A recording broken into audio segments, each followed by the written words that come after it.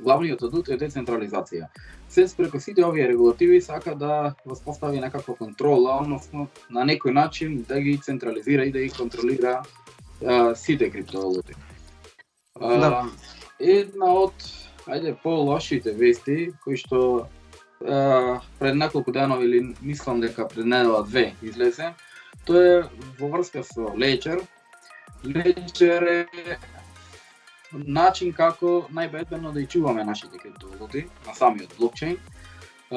Сега, една од вестите беше тоа што моментално опционално даваат можност да се направи KYC и сите кои што ги имаат нивните криптовалути public key да му ги даваат на Ledger да ги чува тие. Со самото тоа се губи таа децентрализација или на некаков начин таа безбедност од страна на Ledger кој што досега сите 100% веревме дека е најбезбедно, веќе полека се гледа дека технички нема да биде толку безбедни доколку користи ги. Сега според тебе, дали има поинаков начин некако да добијаме таа максимална безбедност, односно како најбезбедно да ги чуваме нашите криптовалути, ако ова му се случи на Ledger и на куп други може да се случи кои што се компании кои што нудат ваков начин на чување на крипто на блокчейн. Според тебе, како е било најдобро да ги чуваме или која е алтернативата за чување на нашите средства? Оли има повеќе алтернативи, но меѓутоа една алтернатива ќе кажам што е докажана, што е одамна што функционира безпрекорно, тоа е Trezor. Јас би го препорачал Trezor. Јас и во книгата пишував за хардвер волети, го имав тука набројано исто така и Trezor. Ledger јас лично го користам, се уште го користам Ledger. Значи, само за да појасниме за сите да не се плашат, значи да објасниме за што станува збор. Значи, Ledger е регистрирана фирма во Франција, но меѓутоа исто така одговара и на амерички закони. Значи, затоа што има едноставно така е конструкцијата на фирмата. Значи, функционира на повеќе места. Франција конкретно побара од Ledger да понуди KYC, да види кој стои зад одредена адреса или волет конкретно. Но тоа е само барање ако државата побара такво нешто, во тој случај ќе дозволат да им дадат идентификација кој стои за тоа. Сега, what's the catch, што викаат. Работата е што, пошто Ledger, јас и сите, никој не е регистриран со KYC. Што се несува за тој дел за KYC, значи да појасниме. Тоа е опционално ако некој сака. Значи ако некој сака да се регистрира, тоа KYC значи Know Your Customer, значи фактички да го даеме нашиот идентитет, тоа е опционално. Тоа е како опција. Ако некој не сака да го памти или да го чува private key, значи кодовите тие што ги имаме, значи зборчината, 12 зборчина, тие се private key, приватниот клуч. Значи во тој случај може да се регистрира и на тој начин се екстрактираат тие приватни кодови во одредени 3 фирми беа кажани што би ги чувале тие кодови. Значи тоа би ми дошло како да чуваш крипто средства на некоја менуачница. Но тоа не е во ред. Тоа сепак е опција. Дали мислиш дека е било задолжително? Дали би го наметнале како задолжително според тебе? Никој тоа не го знае. Само сакав да појаснаме на работа. Некој ќе праша, окей, ако тоа му се случи на Ledger, зошто да не се случи на Trezor? Сакав ова да појаснам. Значи, голема разлика има тука. Софтверот на Ledger е делумно затворен или делумно отворен. За разлика од Trezor е тотално отворен код, отворен софтвер, како да го наречам, значи да ме разберат сите. Значи, ако сакаме да видиме дали Trezor прифатил некои одредени работи да ги покаже private keys, приватните клучеви на своите муштери, во тој случај ние тоа ќе го знаеме, затоа што нивниот начин е open source, отворен извор на информации. И кодовите smart contracts, секој аудитор на блокчейн може тоа да го види. За разлика кај Ledger, пошто е делумно отворен, ние одредени апдејти што тие ги има, firmware се вика тоа, значи на софтверот апдејт, ние одредени апдејти не знаеме што се, затоа што тоа е фактички како на обична апликација на телефон. Апдейтираш, пример, Facebook апликација, но меѓутоа ти не знаеш што има во тој апдејт. Тие ќе ти кажа, ќе ти наброја тоа, меѓутоа детално ти не знаеш, затоа што тоа не е open source, не е отворен извор. Значи тоа сакав да го појаснам малку. Сега кај Ledger проблемот е што тие се делумно отворени. И тука постои опасност за нештото да биде злоупотребено. Јас уште го користам Ledger, но сум во план да го заменам за Trezor, јас лично. Така да и на други им препорачувам, ако имаат повеќе средства, добро е да се замени Ledgerот за Trezor. За секој случај, не дека нешто се случи страшно, значи ништо не се случи страшно, да не креаме сега паника, да не ги паничиме луѓето дека готово им замина криптото, но меѓутоа технички постои опасност за нешто, оти не знаеме ние што може да се случи утре. Значи пак постои технички некоја опасност. Така да тоа да го расчистиме. Потенцијална опасност, да. Да. Па би се случило тој и на Trezor, ние би виделе, меѓутоа дали може некако на поинаков начин да се заштитиме или дали има, не знам, некаков друг начин на друго место каде да ги чуваме нашите средства. Или тоа е тоа момент. Има и други опции, други валети, што се хардвер валети, значи добри хардвер валети, но меѓутоа исто така има и hot wallet, но меѓутоа тој hot wallet го користат овие што се DeFi платформи, тоа е за програмери. Сега тоа треба малку повеќе техничко знаење за тоа.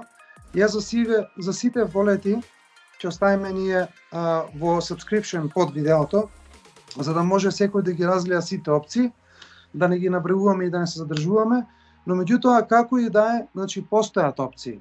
Затоа што сепак мора да разбереме дека блокчейнот е отворен извор на информации. Значи, така да, не може ништо да биде сокриено. Ако некој сака нешто да прави што е против заедницата, тоа секој може да го види, затоа што тоа е код. Тоа ќе биде код ставен и така да, значи, тоа важи за сите волети, така да и за овој последниот волет што го спомнав, обично, како што реков, го користат програмери, тој мислам дека е дефинитивно како врвна заштита и мислам дека тој не може да биде на било каков начин принуден некој да го смени тоа, затоа што тоа фактички тоа е од заедница на програмери. И фактички треба, значи, како пример multisig wallets, значи кај што треба повеќе луѓе да ја прифатат трансакцијата се случи, така и овде, значи повеќе луѓе треба да прифатат и фактички тоа е open source, може некој да го изработи поинаку, така да, значи има опции, доста опции и не значи дека сите би прифатиле тоа што некој друг им налага, така да не се плашат луѓето, значи дефинитивно може да бидат безбедни, има многу алтернативи. Во децентрализираниот свет таа е убавината затоа што имаме секогаш многу алтернативи. Така да. Кажав дека имаше пат на крипто пазарот. Вака, за крај, дали го искористи овој пат, дали си купи нешто на попуст? Да. И втора работа, дали очекуваш во теков на оваа година да има и поголем пат од овој? Дали очекуваш да има уште поинтересни цени, уште поголем попуст за купување? Оти обично знаеме дека на лето, јули, август, тој период, крипто светот е ниско, така дали очекуваш, се според тебе, бејќи не може никој ништо да предпоставиме тоа, според те дали очекуваш дека би имало уште поголем пат од овој сега што се случи? Да, можно е да има, големи се шансите, поради две причини. Прво, затоа што рецесијата е далеку од завршена. Можеме, како што реков, да видиме краширање на маркетот за недвижности, со тоа можеме да видиме краширање дополнително на акциите и исто така нормално дека тоа ќе се одрази на крипто индустријата. Но исто така постои можност за овие што ги дискутиравме за Гери Генслер. Човекот дефинитивно работи за банкари, дефинитивно не му е гајле за децентрализираност. Јас за тоа и дополнително ќе правам видео каде што тој како професор на МИТ факултетот кај што им предава и кај што им објаснува дека криптовалутите не може да бидат регистрирани како акции или хартија од вредност, а сега тој го прави нешто сосема спротивно прави во моментов. Така да, значи, дефинитивно одработува за некого и можно е да видиме во наредниот период, летово, можно е да видиме тужби, како што XRP доби тужба, можно и други криптовалути да добијат тужба, Solana, Cardano се начело, би ги спомнал, вакако поголемите, има 67, значи Filecoin, има многу други, но меѓутоа тоа може да придонесе за дополнителен пат, особено за тие што веќе се во листата на СЕЦ. И тие може да бидат нападнати со тужби, така да можно е дополнително да има пат, дефинитивно. Мислам дека тоа е доста веројатно, но тоа треба да се разбере дека јас затоа многу често пати кажувам, јас сум инвеститор. Значи, не сум ја трговец, трейдер не сум. Јас направив видео за тоа да објаснам што е инвеститор, како инвеститорот гради портфолио, како треба едно професионално портфолио да се составува, но пред се мајндсетот е многу битен. Значи, многу е битно да сватиме дека вакви прилики ги нема секој ден. Значи, сега нормално е дека повеќето сите луѓе, особено тие што се со помалку искуство или некој се брзо влегол во криптото, ќе биде исплашен, ќе биде несигурен. Јас си наслушав оли од 2017 од кога вложувам за крипто, до сега биткоин го прогласија 100 пати за умрен. Така да, значи секогаш кога имаше големи крашеви, во тој даден момент колку што може да, значи и ова ситуација е нешто слично. Многу луѓе се сега негативни, за жал, мене ми е жал за нив, но меѓутоа ако сака нешто да направат понатака за нив, мора да има мајндсет на инвеститор и мора сега сите ние што имаме таков мајндсет да почнеме да вложуваме лека по лека. Јас на сите им препорачувам онолку колку што можеш на месечно ниво, искористете го овој период каде што пазарот е ниско и ќе остане уште месеци ниско, така да искористете го овој простор, овој отворен прозорец за инвестирање, затоа што кога после сите ќе одат во налет, кога ќе имаме булран во 2024, во 2025, тогаш нема поента да вложуваат. Но меѓутоа, јас знам дека повеќето ќе прават таа грешка, тие баш тогаш ќе вложуваат. Мене ми е жал, затоа тие не може никој пат, таквите луѓе што размислуваат на тој начин, не може никој пат да се збогатат. Значи, мора сега да вложувате луѓе. Сега се вложува. Сега треба да се едуцирате, сега треба да вложувате. И тоа да го правите, секој си има различен джеб. Секој има различни можности. Некој повеќе, некој помалку. Колку што можете, ако можеш 50 евра, 50 евра месечно ставај ги. Ако можеш 100 евра, 100 евра, 200 евра, 200, 1000 евра, зависи колку ти се можностите. Значи, еден дел од тоа што, пример, би го ставил во банка како лузер, само лузери ставаат пари на штедење во банка, тоа морам да го прецизирам, многу пати сум го спомнал. Значи, наместо да бидете лузери да ставате парички во банка, фиат валути по-конкретно, тие не се пари, парно купете злато, купете сребро, купете биткоин, купете други криптовалути, онолку колку што можете. Ако имате помалку средство, купи покадот, пример. Еве јас, за тоа што ме праша кои криптовалути, моментално јас најмногу купував, искрено ти кажам, Polygon, Cardano и DESO. Тие најмногу ги купував. купував и други, но меѓутоа тие детални информации можат луѓето да се преплатат на токен падок. Имам таму дел VIP letter кај што е за било кој што сака да инвестира, може да го следи портфолиото. Не правам јас многу потези, правам на неколку месеци или месечно, зависи како пазарот се движи. И така да ставив на неколку криптовалути, но меѓутоа трите овие беа моите три избори. А ти, Оли, што купи?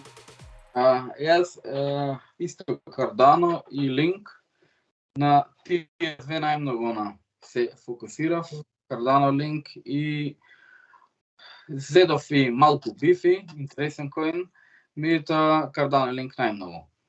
Да. Супер. Кажа, го спомна се, дали мислиш дека ова е прва епизода од сец, односно дека винина би имало и многу вакви тужби од страна на сец и дека сето тоа ќе продлабочи ќе продолжи bear market? Може, како што реков, може тоа да се случи. Значи ова е само на некој начин. Да, не, значи можно е да има такви тужби кои што имаше према XRP, така можно е да има и тужби према други криптовалути, но меѓутоа кај другите би било малку посложено и најверојатно тие би ги изгубиле, затоа што морам да прецизираме. Во ситуацијата со XRP, Ripple е фирмата што е тужена, затоа што Ripple де факто е фирма што издала XRP токени. Значи тоа морам да го прецизирам. За разлика кај Cardano, ние немаме одредена конкретна фирма што го издала токенот. Таа е организација, значи. Многу голема разлика е тука. Значи не е ова корпорација како Ripple. И плюс, начинот на функционирање на овие криптовалути на дел од тие, не сите. Значи, за некои криптовалути, јас се согласувам дека треба посилни регулации. Значи, не може сега ние да рачунаме дека некоја криптовалута каде што тие шефови што издале криптовалута, 70% од залихата, 60% држат в раце, тие треба да одговараат на Комисијата за хартии од вредност. Дефинитивно, јас се согласувам со тоа. Но меѓутоа, кога имаме ситуација како што е пример еве кај Cardano е далеку поддецентрализиран во секој параметар, и технички и во токеномија во споредба со XRP. Така да не можеме ние да ги ставиме во исти кош овие две. И овие затоа многу е ова збунувачки, но меѓутоа дефинитивно ќе има негативен сентимент кај луѓето, дефинитивно ќе може да видиме такви тужби и тоа негативно да се одрази. Но меѓутоа за тие што се инвеститори, тие што разбираат што е што, за нив е прилика плюс. Така да исто и како што беше за нас ова ситуација, така да ќе искористиме и наредната ситуација, апсолутно. Да, нормално.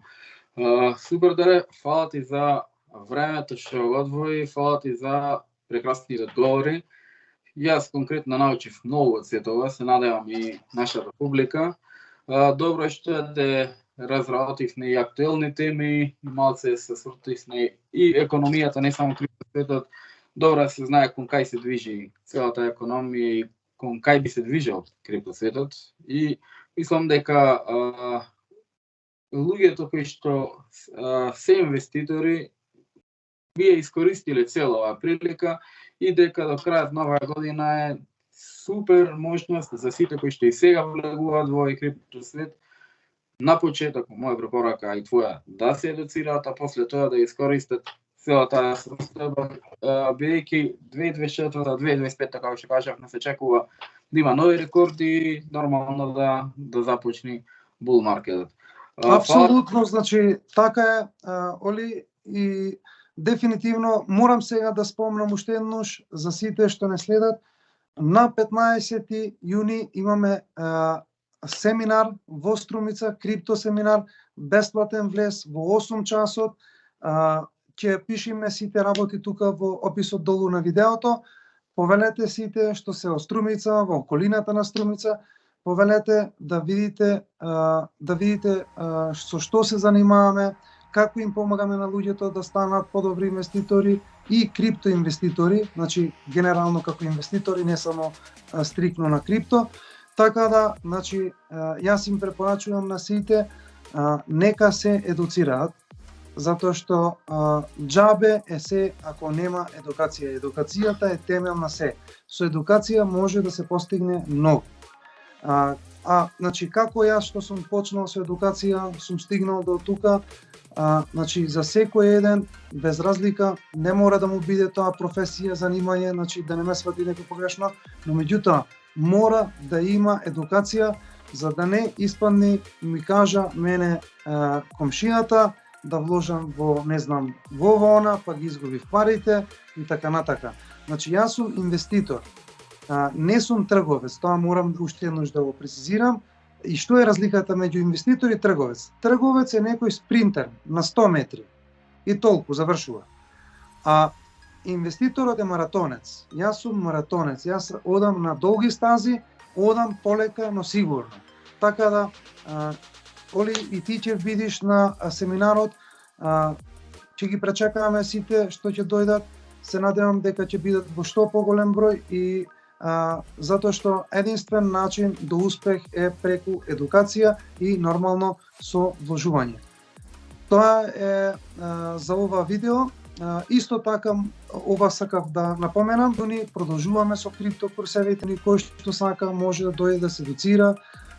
Курсот е 159 евра, 10 часа, 10 дена, значи темелно учење, објаснување, исто така ќе има за сите што ќе дојдат на курсот, ќе можат да се запишат, да се преплатат со попуст 50% на VIP letter, за да следат портфолиото и да постанат вистински инвеститори, а не шпекулатори и да дозволуваат некои луѓе да ги злоупотребуваат и да ги лажат наволно дека ќе се збогателе преку ноќ. Такво нешто не постои.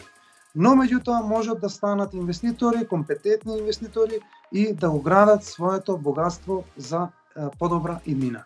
Така да, значи, нашата работа, ние што ја работиме, јас и Јоли и други луѓе околу нас, нашата идеја е едукација и да направиме што повеќе компетентни инвеститори.